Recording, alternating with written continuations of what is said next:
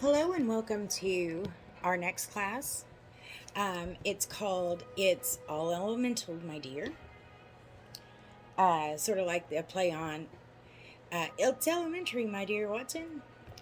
I promise you, I'm never going to stop coming up with quirky names for my classes. I'm so sorry. Um, and if you haven't guessed already, this class is going to be on the elements and how they work together, how to work with them, and all of those things. Um, Before we go any further, I would just ask that you hit the like and subscribe button. That just helps us out because the more we can get sponsorships from outside sources, the less we can, or the more we can do for free for our members. Speaking of members, if you're not already a part of the Facebook group, Featherstone and Bone, just wander on over there and just, request to become a member.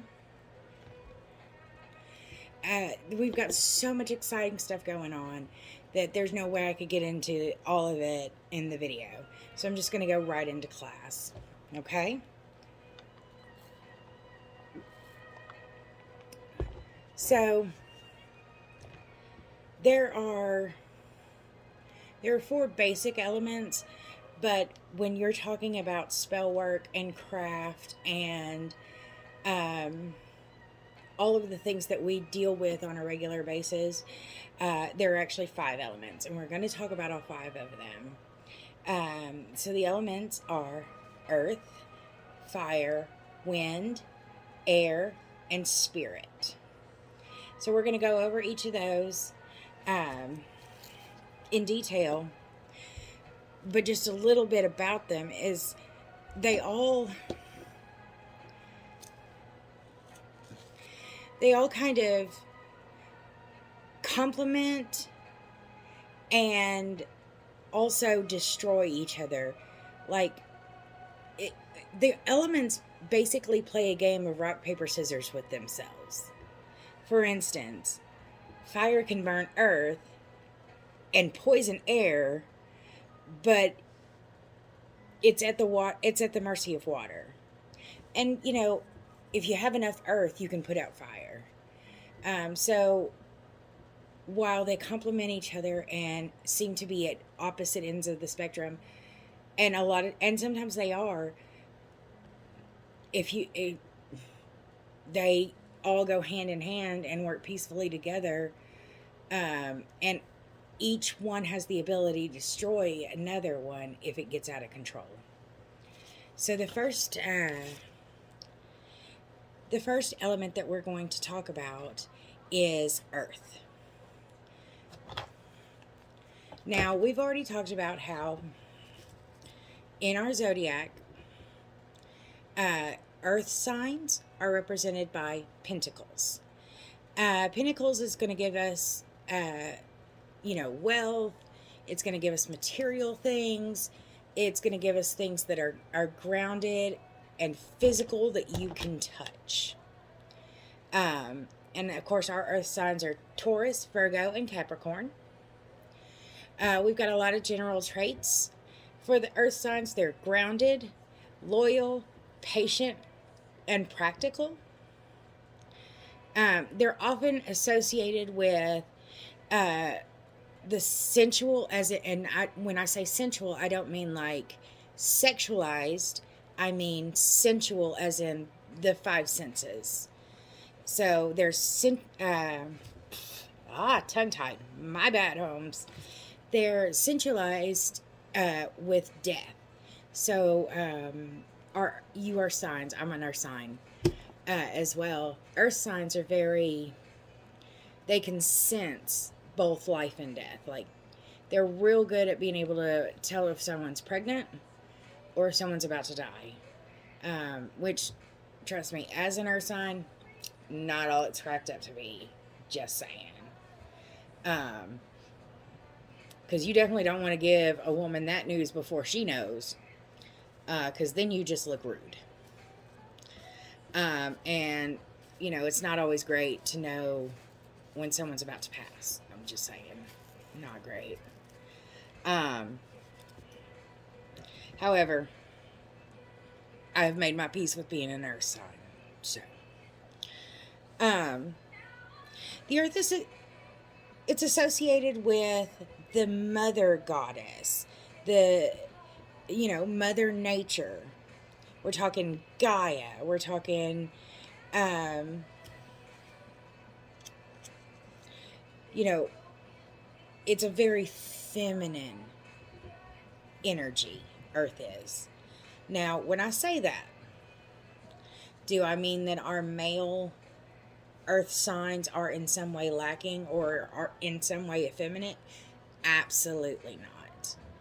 Um, but they're going to have qualities that have been typically seen as more feminine qualities, such as nurturing, such as um, a lot of loyalty, a lot of patience.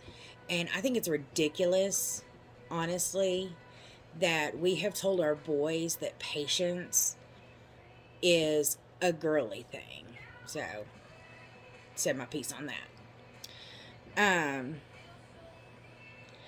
They're great parents, earth signs, because of their loyalty, because of their patience, because of their, you know, tendency to ground in one space and stay there and build a home and create. Now, the earth sign and the power of earth is considered a passive power. So when you start working with earth and using its energy in your spell work, pardon me, sorry, it's considered a passive energy. What does that mean, Tabitha? Well, I'm going to tell you what it means. It means you can add earth to another active energy to make it multiple times bigger. Earth is great for grounding type spells. I mean, obviously, that's a no-brainer, right? Earth is great for putting a stop to the other elements. For instance, if you've got water running all over the place, then you can put some earth where it needs to stop and it stops. That's it. You can bury a fire with earth. You can build up enough earth to stop air. So it's got a great stopping power, but it's not very aggressive. It doesn't run offense. It runs defense. Now, there's a mythological character that is associated with the energy of earth, and that is gnomes. Yeah, like the little guys that you see in people's gardens. And it's because they would build their houses out of the earth, like out of hills and, like little bitty foothills and things like that. They've just always been associated with the earth energy. Now, the symbol from earth, for earth, is this. It's a right side up triangle with a line through it here at the top. This is the symbol for earth energy. Okay? In the pentagram, earth is the lower left. Yes, the lower left point of the pentagram.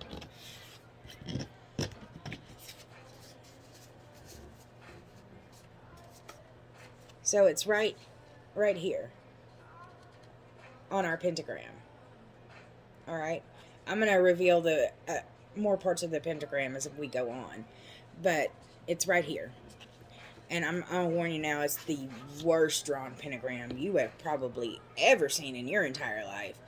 I'm just saying, it's been a day, okay? And I'm asking for just a little bit of grace.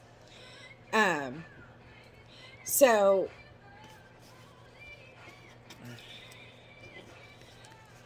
like I said, just because it's a passive energy, don't count it out, because so much of ourselves can be found in working with the earth. So on our altars, um, I always think it's a great idea to make sure that you have all all of the elements represented on your altar. How would you represent earth on your altar? Well, there are several ways. You can represent it by putting some herbs.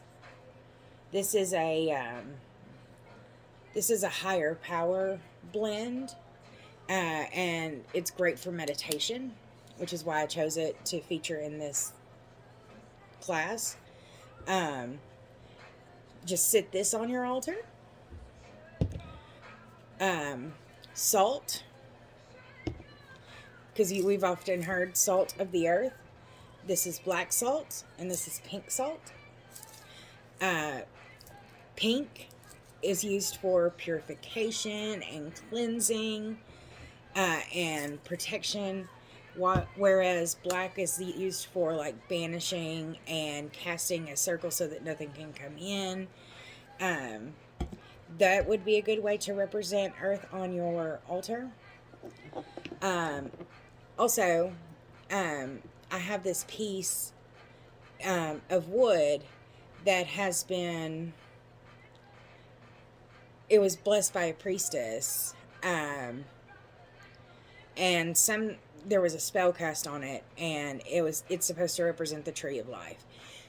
Normally, if you have like sticks like this, it's like Palo Santo, which would represent fire.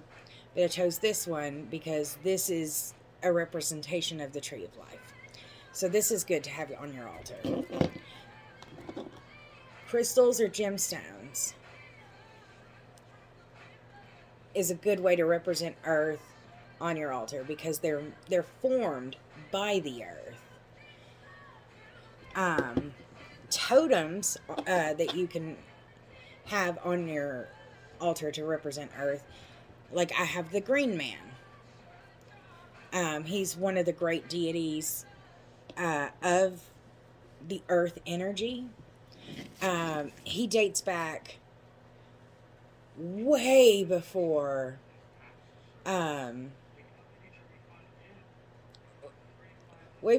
just about anything. He dates so far back that we're not even really sure when his mythos began. The things that we do know is that he's a symbol of rebirth, regrowth, wisdom. We know that even the Knights Templar were sent on quests by the Catholic Church to seek out the mythology of the Green Man in hopes to bring back some wisdom to the Catholic Church. I mean, I'm not saying they hypocrites. I'm going to let you infer.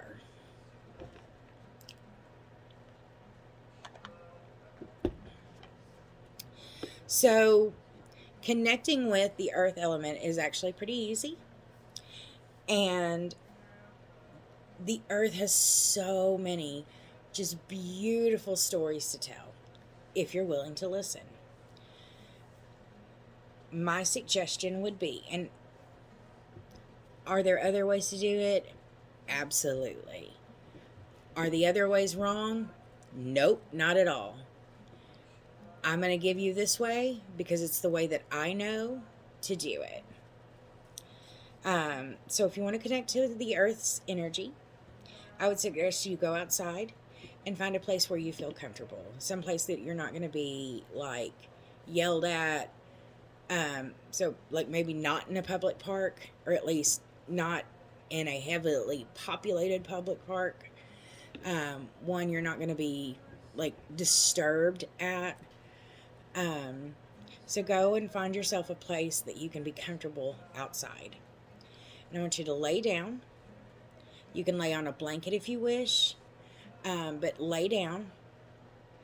Reach your arms out and just touch the dirt or the grass or whatever it is there, and let your hands and your fingers play in whatever surface of the earth is there. I want you to close your eyes, and I want you to imagine yourself sinking deeper and deeper and deeper into the earth until you're becoming one with it. And while you're doing that, I want you to, just take 5 super deep breaths. And after the 5th one, I want you to just listen. Keep the deep breaths and just listen to what the earth is telling you. And it's a beautiful, beautiful way to go ahead and bond with that earth element. Don't expect to get it perfectly on the first try, because it's okay if you don't. Some people find it very hard to connect with certain elements, and that's okay. Do you have to keep trying till you get it? Absolutely not. Do you have to connect with it? Absolutely not. If you want to, that would be where I would start. Our next element is fire. Fire, as we know, is represented by wands in our tarot deck. So fire signs are our Aries, Leo, Sagittarius. Fire is a very active, very action-driven energy. My bad. I'm sorry. Hold on. Fire is associated with, and people who have fire signs, they are typically very passionate, very high energy, very impulsive, competitive.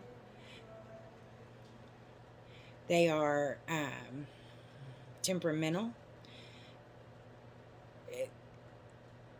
They almost have a mentality, and of course understand when I say this is a generalization. This isn't for everyone who is a fire sign.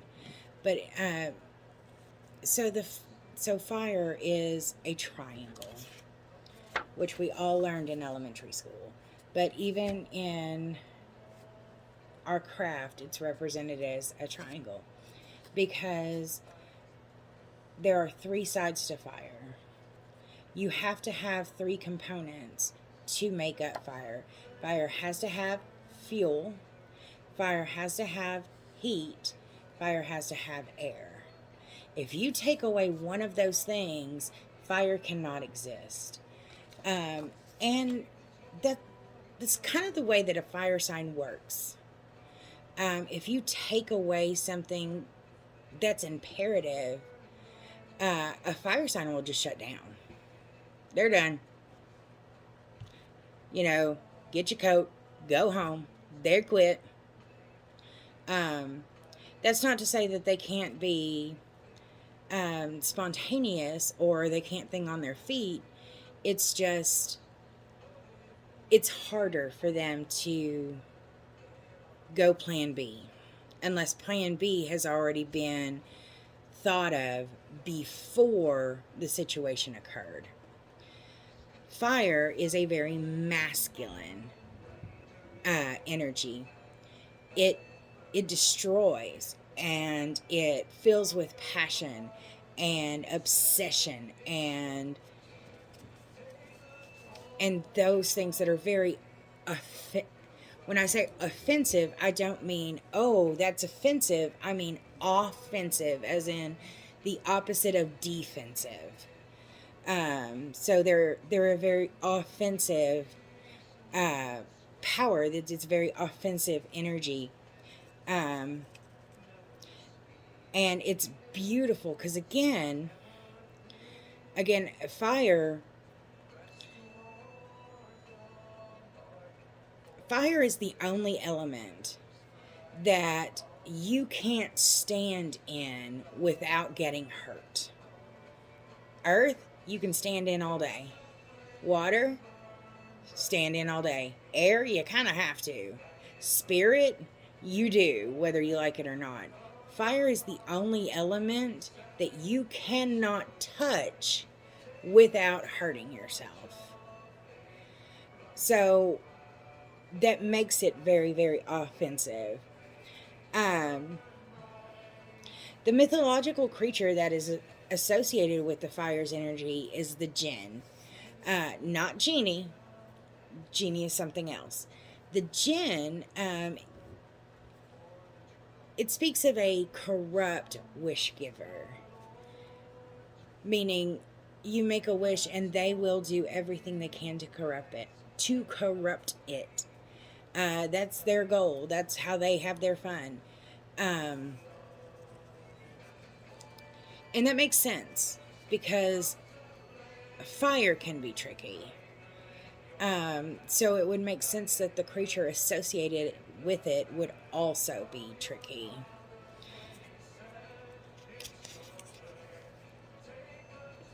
I'm sorry, I'm having to look over my notes to see where I am.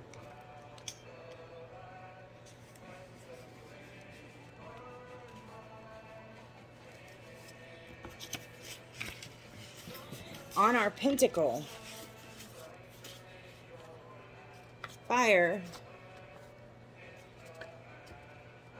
is the lower right. So we have earth here and fire here. So if earth is the lower left, fire is the lower right. I'm sorry if it's coming across backwards. I don't really know how to write backwards, but I'm working on it. Just for you.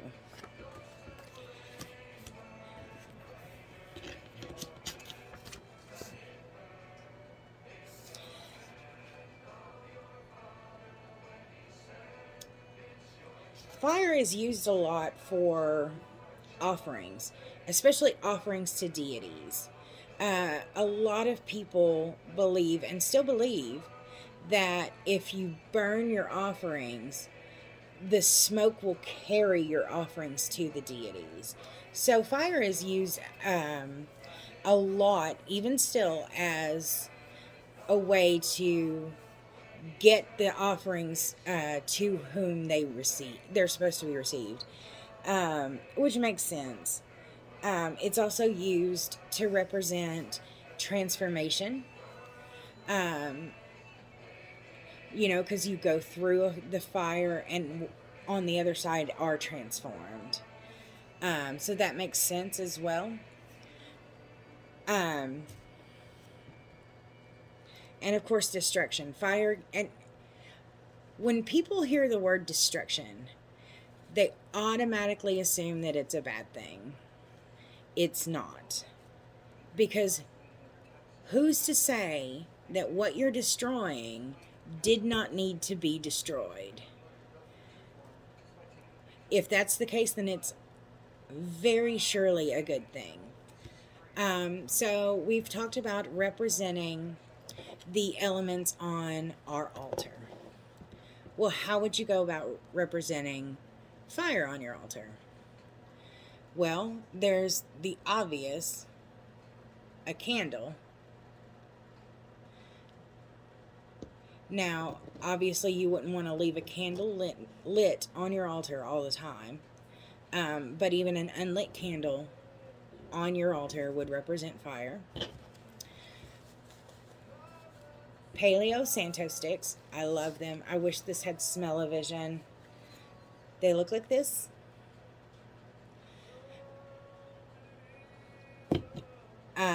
You can't see, but I'm lighting it. And they smell amazing. It's great for cleansing and protection and all of those things.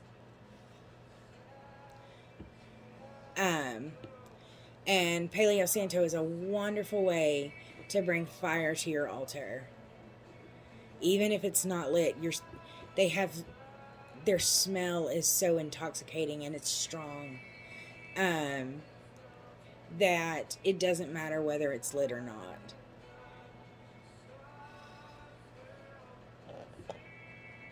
Another good way to bring fire to your altar is a cinnamon broom.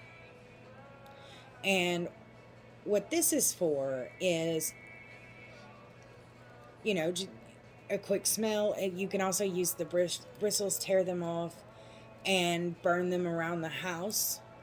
Um, it's great for harvesting. It's great for welcoming people in. It's great for blocking people out.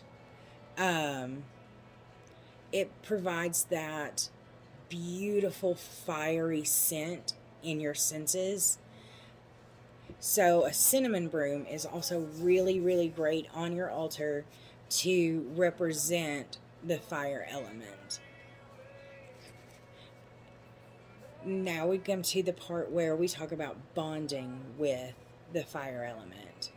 Now, you're not going to be able to go into the fire because that is dangerous. So the best way that I have found to bond with fire is to go ahead and dim your lights and make yourself comfortable. You know, if you need to put on some meditation music, go for it.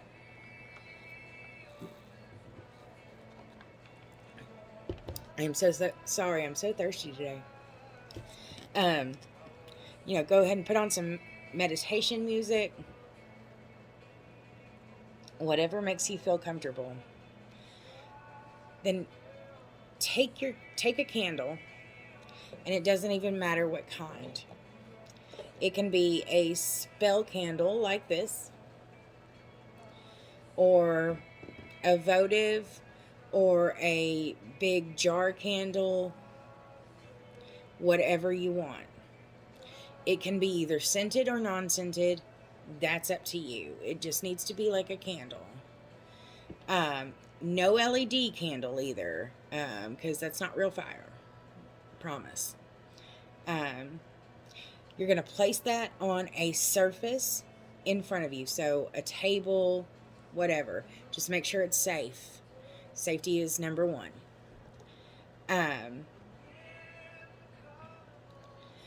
And what you're going to do is, so this is my candle, this is my fire. We're going to pretend my hand is a table, just so that you can see what I'm doing, okay? So you're going to put your candle on your table, and you're going to stare into the flame. Okay, well, there's 3 parts to a flame. You have the part that's closest to the wick, that is almost kind of see-through. Then you have the curved part that's a little bit lighter than the tip. I want you to stare directly into the part that's almost see-through. And while you're doing that, remember, don't touch it, because it's hot. It's always going to be hot. Just look into it. Try to clear your mind. Go ahead and take some deep breaths, but don't exhale with force, because you'll blow your candle out. Look into it, and just let whatever comes to your mind just come to your mind. You will start to see things in the flame, and they could be just puzzle pieces. Maybe write them down in a journal and see if you can make sense of them later. But you'll almost be able to feel the fire coming through you. And it's a pretty neat and empowering feeling if you've never felt it. Do you have to do it? Absolutely not. Am I telling you you should do it? Absolutely not. If that's something you want to do, if that's something that you're drawn to do, that's awesome. I just ask that you do it safely. The next element we're going to discuss is water. So, water is represented in our tarot decks as the suit of cups. It's also it also represents emotions and feelings and things like that. Our water signs are Cancer, Scorpio, and Pisces. Sorry, so sorry. My nose itches really, really bad, and I don't know why. Our water signs are very caring, cautious, emotional, intuitive, mysterious, sensitive, and they also tend to move past things extremely easy, which can frustrate other signs. For instance, I have had several friends that were Pisces and Cancer, and there have been times that we've gotten into a disagreement or an argument or what have you, and the very next day, it was like nothing had happened for them. And I was still upset because I wasn't able to get all of my feelings out. I still wanted to talk about it. But they were like, I don't know why we're still talking about it. That's already happened. And I was like, it's still happening. So their ability to move past things, their ability to flow, their ability to feel their emotions deeply in the moment and then not have to feel them later because they're onto a whole new set of emotions, can frustrate other signs, but it's beautiful. I mean, it's beautiful to watch. Um,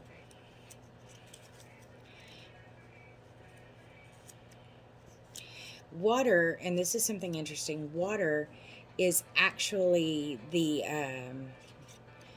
element with the most amount of sides.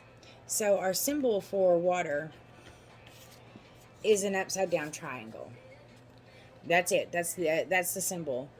But when they talk about water and symbols, they say it's the upside down triangle. But imagine that inside there are many upside down triangles inside of there, stretching on into infinity. So it has the most amount of sides. It has the most amount of sides because water can flow out of your hands like millions of tiny beads. You can't catch it. You can't hold it without some other type of container. You can't hold water in your hands.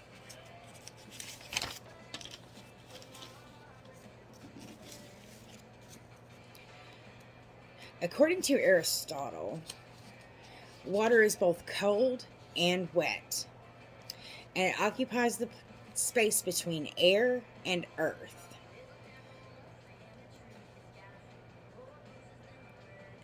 The water element is considered to be feminine and is both active and passive. So, much like earth, which is considered to be feminine, but remember, earth was strictly passive. Uh, Water is feminine, is considered to be feminine,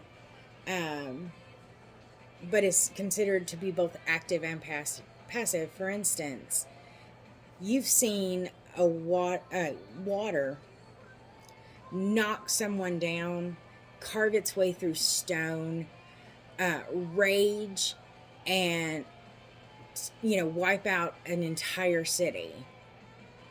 You've also seen water stand almost completely still in a pond. And it's these different energies that are all present in water that gives it its both active and passive properties. Water has strong ties to the moon, which is another feminine symbol, power symbol. The moon is, and they cycle together. The moon and water.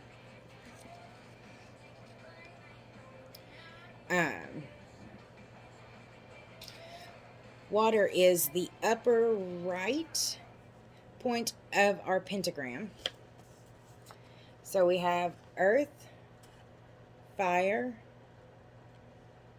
water. So it's earth, fire, water.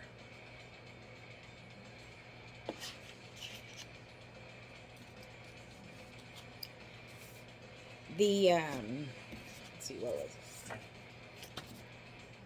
Wrong card.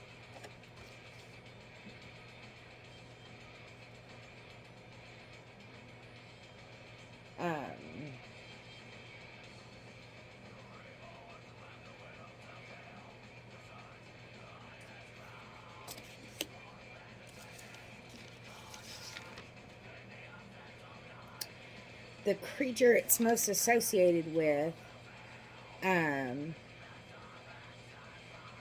are nymphs, because they can both change their appearance and their intentions. They can either lure and cause harm, or they can grant, I don't want to say wishes, because that's not what we're going for here, but they can grant help and aid to those they choose. So if you ever get inclined to bond with water, then it's really, really easy to do. Just go onto a body of water, and you really want a natural body of water. I wouldn't try this in like a heavily chlorine swimming pool, just because the energy is going to be a little bit corrupt there. But go to go to a naturally occurring body of water, a lake, a river, ocean, whatever, and just relax. Let your hands move through the water. Start there. Let your legs move through the water. Let your body move through the water. And it looks like you're just playing. And you kind of are. You're just being playful with the water. Because water is very, very playful. It's almost childlike when it gets to play.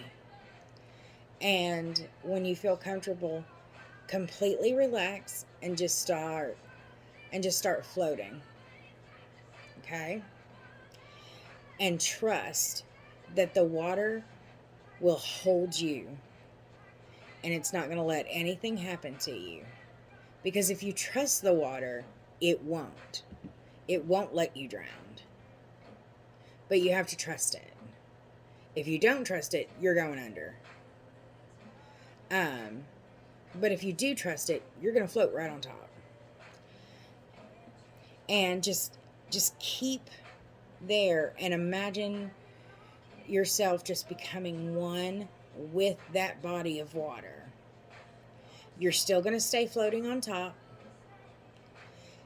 and you're going to breathe in this beautiful peacefulness, and exhale all that doesn't belong to you, and just stay in that cycle of breathing in peace, breathing out things that don't belong to you, and just listen to what the water has to say. It's beautiful. So we've also talked about I'm sorry. We've also talked about representing the elements on our altars. Well, how would we represent water on our altars? Well, having a cup or a goblet on your altar is a good way to represent water.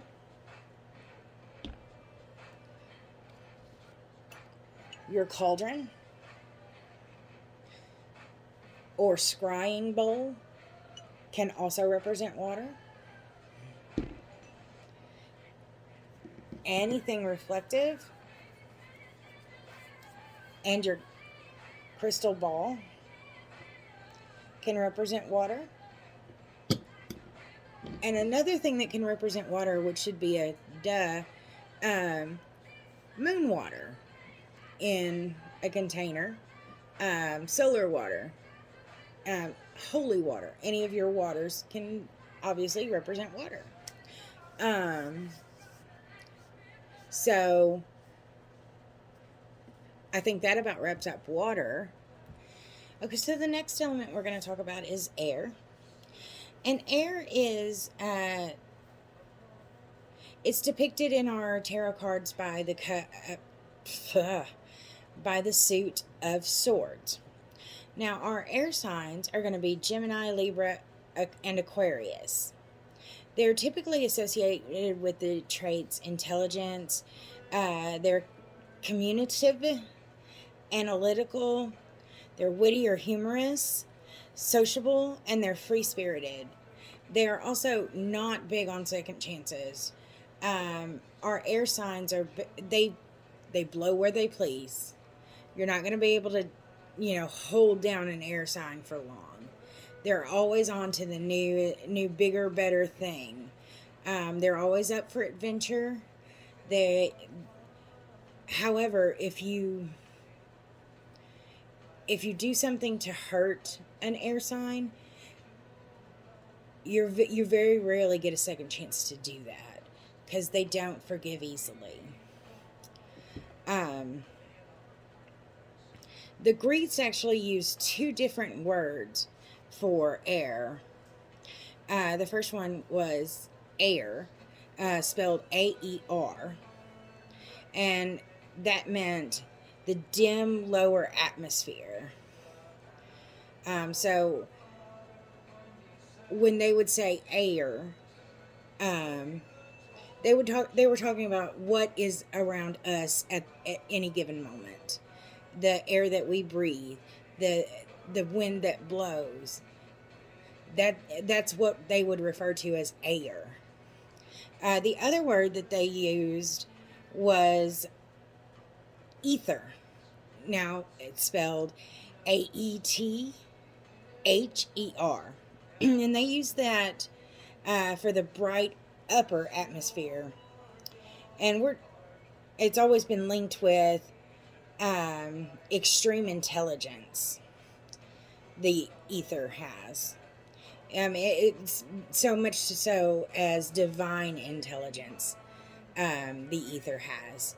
And you can see it in the different sayings that we have about air that have been traced back to the Greeks.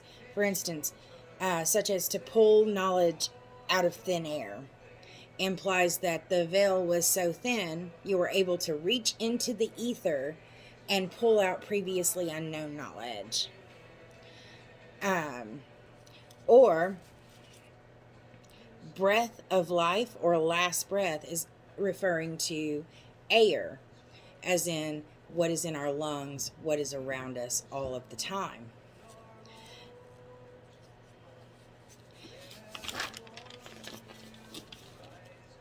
Plato placed air between fire and water, because as we know, you cannot have fire without water, or without air.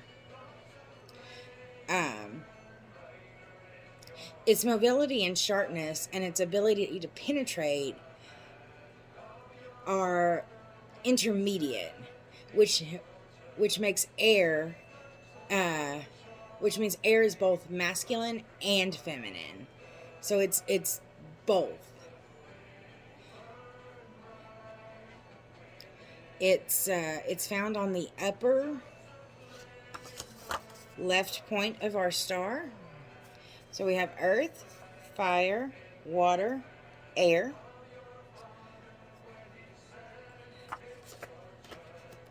The mythological creature that... Okay, so we told you that I told you that it was both masculine and feminine. And it's also both active and passive. Because of the way that it because its mobility and its ability to penetrate, to be sharp and to be peaceful all at the same time, that's what gives it its special properties. To be both um, active and passive, to be both masculine and feminine. So the mythological creature that's associated with air is a sylph, which is like a will-o'-the-wisp, um, which I thought was really neat.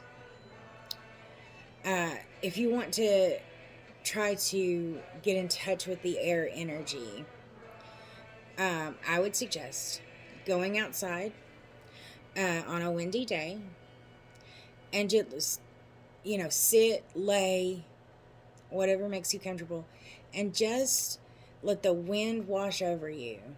Clear your mind. Focus on the breeze. What does it feel like? What does the breeze feel like on your skin? What does it feel like? What temperature is it? What does it sound like? Are there leaves rustling? Is it pushing anything? Is there a whistle in it? What does it smell like? Can you smell, smells drifting over from the restaurant 2 blocks away? Do you smell somebody's cologne that's walking, down the street? So what does the air smell like? And just really, take several deep breaths. The more deep breaths in and out that you can do, especially when bonding with air, the better. So we've also talked about representing elements on our altar. Well, how would you go about representing air? Well, there are a few ways. The first is by using a totem. I have an eagle totem that I sit on my altar. But you could use any sort of bird or anything that flies, I suppose. The other way to represent air on your altar is by having an athame, since air is associated with swords. Now this, I know it's big and it's gaudy and all of the things, but it was my father's before he passed, so it's mine now. So having a blade on your altar would represent air. There are other ways. You could have a tarot card that is a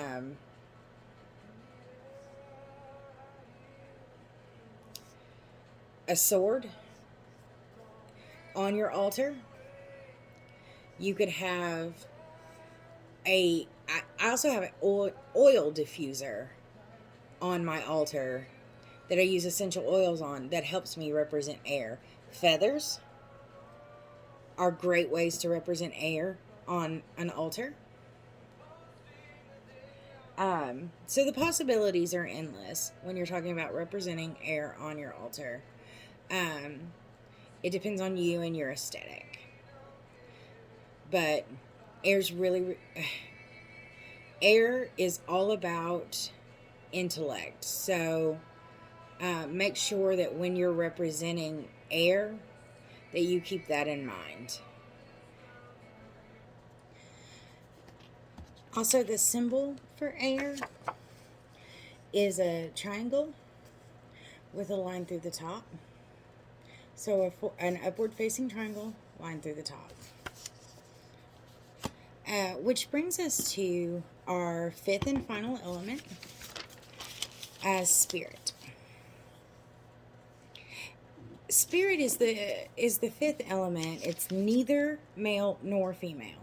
So as with air, that's both male and female. This one is neither male or female. This one does not have any gender in energy. Um, the very picture of gender neutrality, because just doesn't have a gender. It's full of contradiction. The element of spirit is, because while it's both found in nature, it's also not found in nature. For instance, while everything has a spirit, you can't just wander around and stumble upon a spirit like you would be able to in the rest of the elements. Is the spirit cycles with both solar, lunar, and seasonal cycles. Females are primarily or particularly susceptible to the lunar cycles. The lunar cycles for a female have particular sway because the moon is a very feminine power symbol, and it rotates the same on the same clock as a woman's reproductive system does. So they female energy and the moon just kind of go hand in hand. This element exists within all things. It exists in, it's unique because it also exists in every other element. So it exists in earth, it exists in fire, it exists in water, it exists in air. So there is nothing that doesn't have spirit in it.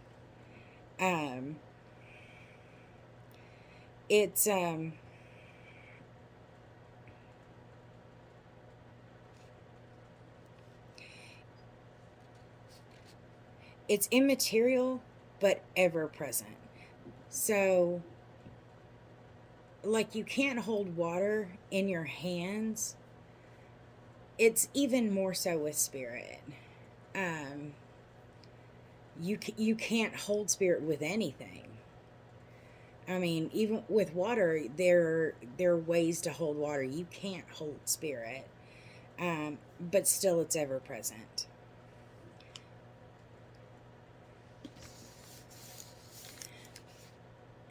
It's often represented by the color white, which makes sense, I suppose. Because what other color would you get to represent something that was everything?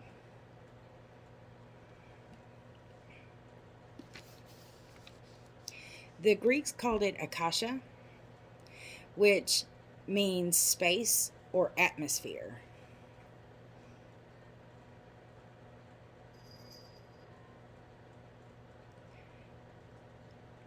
It can be used to identify what is within you, and what is divine.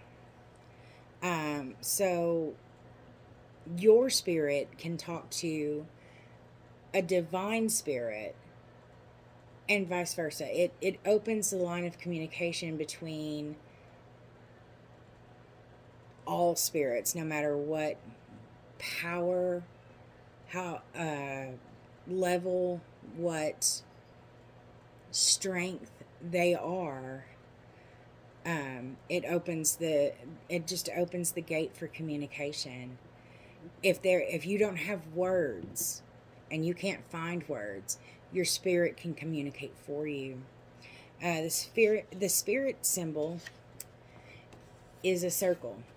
And the reason it's a circle is because it does not end and it does not begin. It's ever present and immortal. There's no beginning, there's no end. So it's a circle.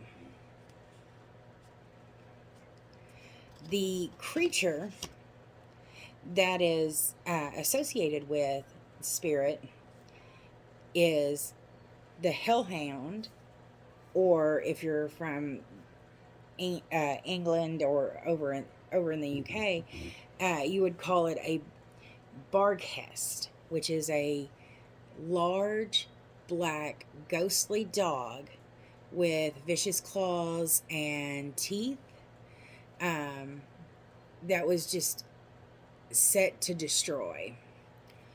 Um, However, because of the duality in spirit, spirit is also associated with what was called kitsune, which is a spirit animal. So, anytime that you make a connection with an animal who becomes your spirit animal, or the animal that your spirit, whose form your spirit takes, um, becomes your spirit animal, of course, spirit is connected with that. On our pentagram, spirit is at the very top. So we have earth down here, fire, water, air, and at the very top we have spirit. Spirit's always going to be at the very top. If you're setting up your altar and you're like, oh my goodness, how in the world am I going to represent spirit on my altar? Well, there are a few ways. One is to get a totem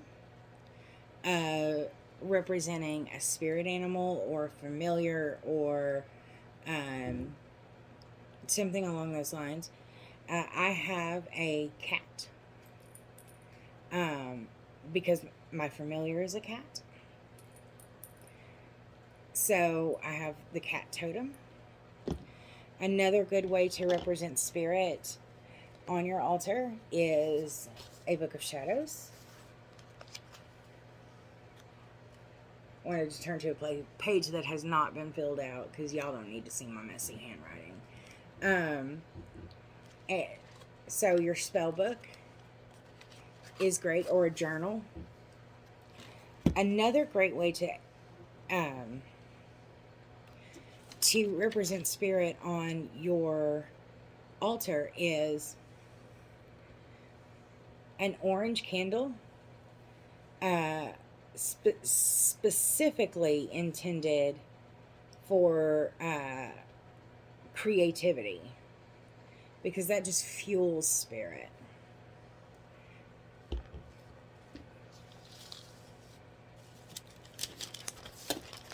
To attune with the spirit element, sorry, I'm fighting a cat.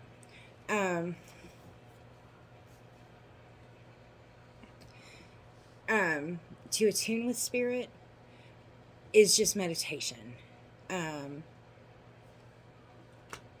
Sorry, again, I'm fighting with a cat. My bad.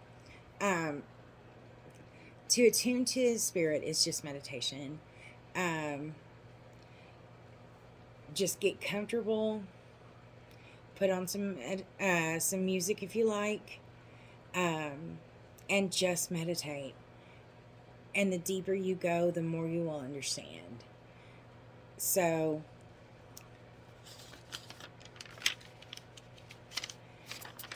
that has been It's All Elemental, my dear. I hope you enjoyed the class. Sorry it was so long. But if you liked it, then please click like and subscribe. Also, if you haven't already, check out the Facebook group, Featherstone and Bone. We'd love to see you there. Thank you so much for all your patience and for watching. Until next time, bye-bye.